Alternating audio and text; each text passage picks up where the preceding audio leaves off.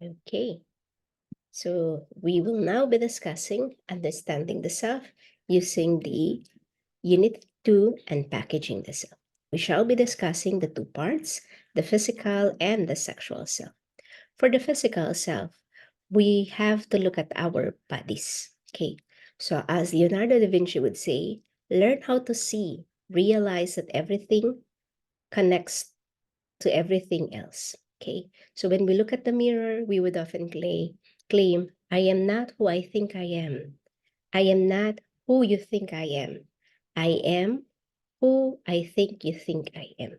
So there are different perception of how we see ourselves. Why? Because the physical self is something which is a concrete dimension of who we are. It tells us something that we could observe, readily examine, because it's tangible, it's observable. Okay, so our body would be the first one that will feel the sensation. And for William James, he would say that it is the origin and maintenance of our personality. Usually, how we look defines who we are. Okay, so how they view themselves, how we view ourselves, how they view others, how they think others view themselves. So those are the questions that would be explored in this physical self. Okay, so let me introduce the term somatic society. In our society, in our world today, we usually look and give more importance to our body. So personality comes second. What we see defines who we are. That's the somatic society coined by Brian Turner. Just imagine, just try to remember Michael Jackson. He had defined who he is basing from the standard of the society. He becomes whiter, his nose had changed. Okay, even in the commercial, it will tell us how whitewashing, being whiter, being fair has its advantages. Okay, and this caused us different eating disorders like anorexia nervosa. The picture on the left side of the screen would tell us that this person thinks that she is still very fat. But in reality, you could see the ribs. You could see that she's no longer eating. That is an example of anorexia nervosa. There are some individuals experiencing bulimia nervosa who would eat and then they feel guilty, they will throw up because they think that they are very fat. So if you would have self-induced vomiting after eating, we call that eating disorder as bulimia nervosa. Okay. In our society, we also have this surgery and skin whitener or the bagsak presyo turo. Okay. Buy one, take one. And this would lead us to a distorted image of who we are. When we talk about distorted image, the psychological disorder here is body dysmorphic disorder. When we look at our reflection in the mirror, we do not see who we really are, but we see what we perceive, what we want to see. Okay, so for the guy there, he thinks that he is ugly, even though in reality, he is not. Okay, so whether you're thin, you're fat, you're muscular, still people would body shame you. They would often find some fault in your body. And as an encouragement, remember what Shamsi Supsup would say. The standard of beauty is not definite. We define it. Throughout the history, the standard of beauty keeps on changing. Why don't we define our own standard of beauty? And we would say, I am beautiful. This is my definition. Okay. So, and always remember that when we talk about beauty, we give emphasis to health. Why? We believe that being healthy is being beautiful. Besides, beauty is in the eye of the beholder. Each culture has its own standard of beauty. Then why don't we make our own standard of beauty by being healthy? Okay. And another reminder, we are not our bodies. We only live in our bodies, but our bodies do not make up who we are. It's who, how we think about our body that should define who we are. Okay, that's why, unlike the evil queen, we will not say, "Mirror, mirror on the wall, who's the fairest of them all?" But instead, we will say, "Mirror, mirror on the wall, I am the fairest of them all." Okay, so for the sexual self, we shall be discussing the description or the differences among sex, the terms sex, sexuality, and gender. And we will use two perspectives, the SOGI and the LGBTQA++. Okay, so are there questions? First, let's meet some hatties. Who are you most attract? Who is most attractive for you? There, for the guys, for the masculine, who is most attractive for you? Let's try to understand Soji. So by answering these different questions. Number one, back when you were born, what did the doctor say? Pinanganak ka, anong sabi ng doctor? Is it a boy? Is it a girl? Who turns you on? Would you say mostly men, boys, guys? Mostly women, girls, ladies? Sometimes boys, sometimes men. Sometimes women, sometimes girls. Right now, how do you see yourself? Lalaki ka ba? I am a boy. Babae ako. I am a girl. Lastly, if we ask you, how would other people describe how you look, dress, talk, and carry yourself? Is it mostly male, boyish, like a guy? Mostly feminine, girly, like a girl? Or blend of masculine or feminine or the androgynous? Okay, so for the first acronym of SOGI, let's start with S. S stands for sex. So please remember, sex would be assigned to us at birth. Nung pinanganak ka, ano yung sabi ng doctor? You're a boy and a girl. There's no 3 times a day there, ha? Okay. Next, sexual orientation would deal with who are you attracted most? Who turns you on? Is it mostly men, women, or sometimes men, sometimes women? So sexual orientation would deal with relational, interpersonal, or romantic. Who turns you on? Kanino ka na-attract? Sexual orientation. Gender identity would deal with how we see ourselves, our internal sense of being male, being female. So it is you yourself who would define who you are. And that is gender identity. Psychosocial. And lastly, gender expression would deal with the cultural and the behaviors that you show to others, how you communicate yourself to others. For example, the question, if we ask them, how would other people describe how you look, dressed, talk, and carry yourself?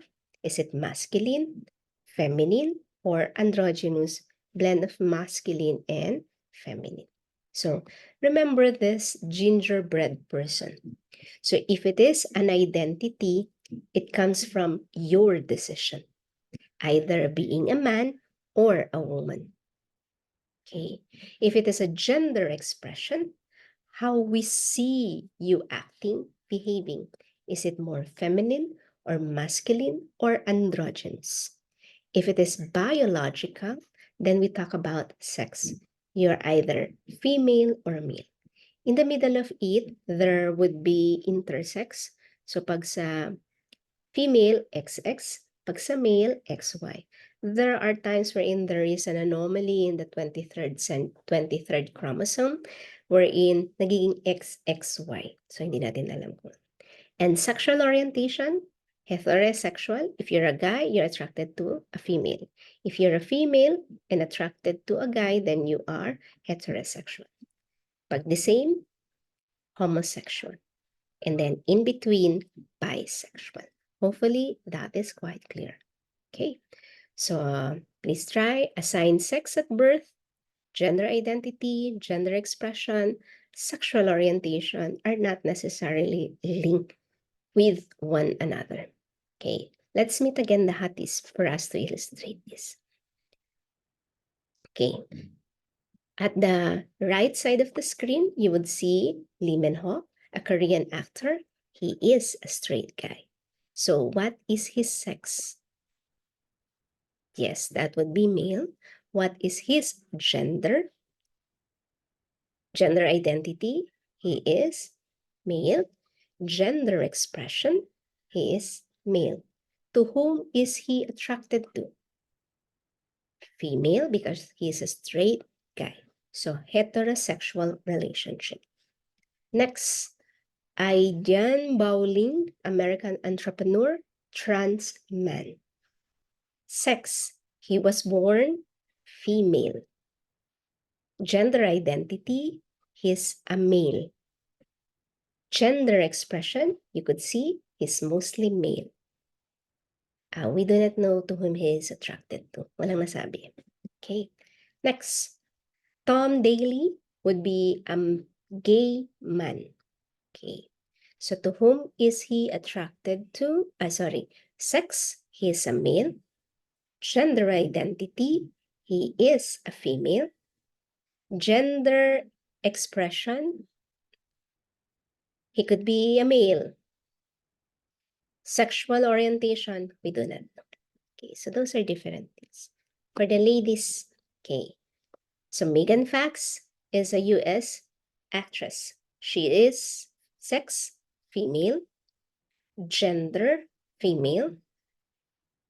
Gender expression, female. However, her sexual orientation would be bisexual. So she is attracted to a man and a woman. Okay. Hariso, a Korean actress, she is a trans woman. So sex would be male. Gender would be female. Gender identity would be female. And gender expression would be female. Sexual orientation, we do not know. Okay. Portia de Rossi would be an Australian actress. She is sex, female. Gender, female. Gender expression, female. Sexual orientation, she's a lesbian, so she's attracted to another female. Okay, so nagigets? Okay. Being queer, being LGBT had been in our consciousness 40 years ago, and still you try to look at Ernie and Bernie, the two characters in the Sesame Street. They are a couple. Okay. So for LGBTQ, T would deal with trans, men or woman, whose assigned sex at birth differs from their identity. So transgender international model. Okay. So you have cisgender if your sex and gender is almost the same. But you become transgender if your sex and gender are different. So you do not follow your assigned sex. Okay, so here are some famous trans women. Bibi Gandang-Hari. We also have Congressman Geraldine Roman. Trans men, that would be Isa Sigera. So assigned sex, she's a female. Gender identity is lalaki. Gender expression is masculine. Sexual orientation is straight. She's attracted to a woman. So Ice, we commonly call her as. Okay, so here's another one. Palyan Boschbaum, German Paul Walter. So he is a trans man, dating babae. Okay, so different ways of transitioning for those who are interested. It would be through social, the way you dress, the way you take care of your hair and your voice. Biochemical, you will now have hormone therapy or gender-affirming surgeries.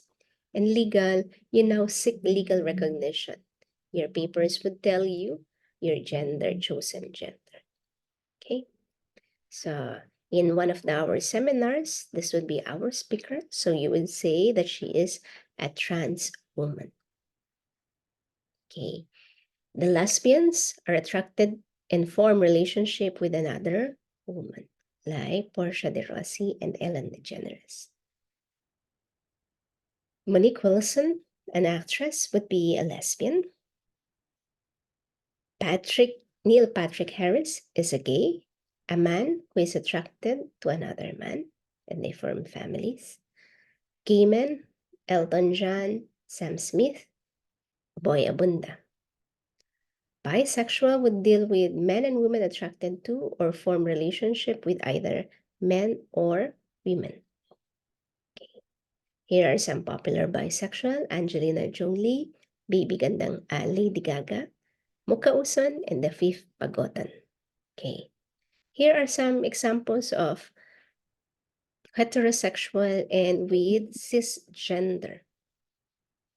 Okay. So they are, a man is attracted to a woman is attracted. Why do you think we place these illustrations here, these pictures? Remember, they did not do well. They did not do good in our society. So what we are communicating is that whether you are a straight man, homosexual, heterosexual, transgender, it does not determine the kind of person you are, whether you're normal or psychologically abnormal or borderline hateful. Okay, clear? So LGBTQA, here are some examples. Okay, gender identity and gender expression. So what we would often look into would be the allies. So we need some allies. Okay, now gender equity versus gender equality. We all know that we are all different from one another. In equality, we treat them in the same way. But in equity, we treat them according to their advantages and disadvantages. Maybe a question for you is, what is gender equity for you and how do we promote it as a student? Okay, so here would be, how are we able to determine one's sex? It would be through the 23rd chromosome. Okay, the human reproductive system.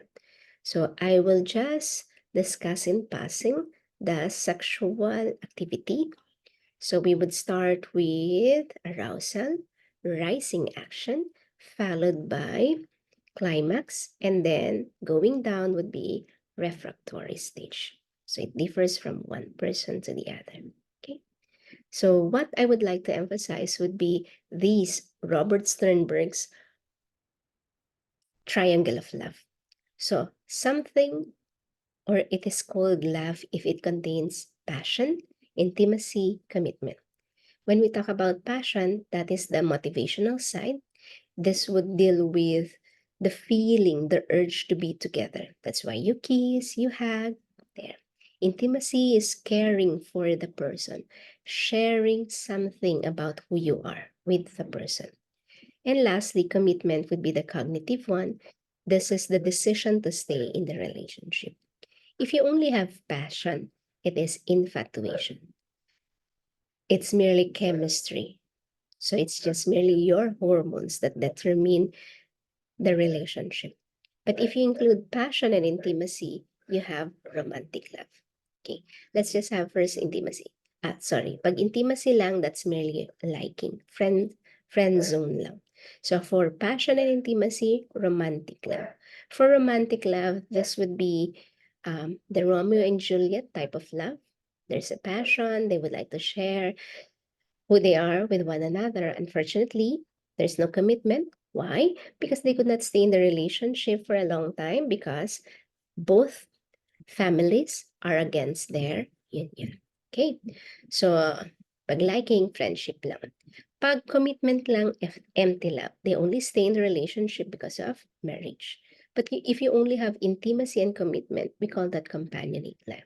This is the kind of love that we often observe among our grandparents. They are no longer passionate with one another, but they grow old and they become best of friends. Okay? Then if it is passion and commitment, fatuous love. This is the Isang Linggong Pag-ibig of Imelda Pampin. Boy meets girl. They are attracted to one another. They decided to be together. After a week, they are engaged. After a month, they are married. After a year, they are divorced. Okay. So there should be 3. Okay.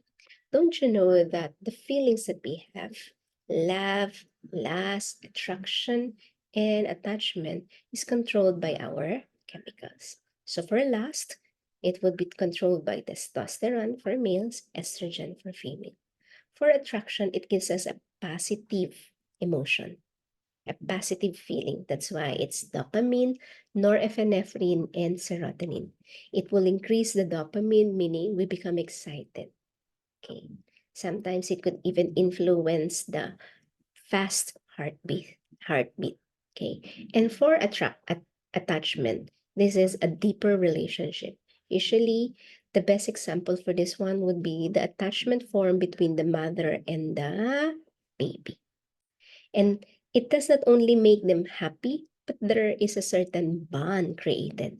And that bond is made possible because of oxytocin and vasopressin. Okay, so these are the differences. Thank you very much for listening.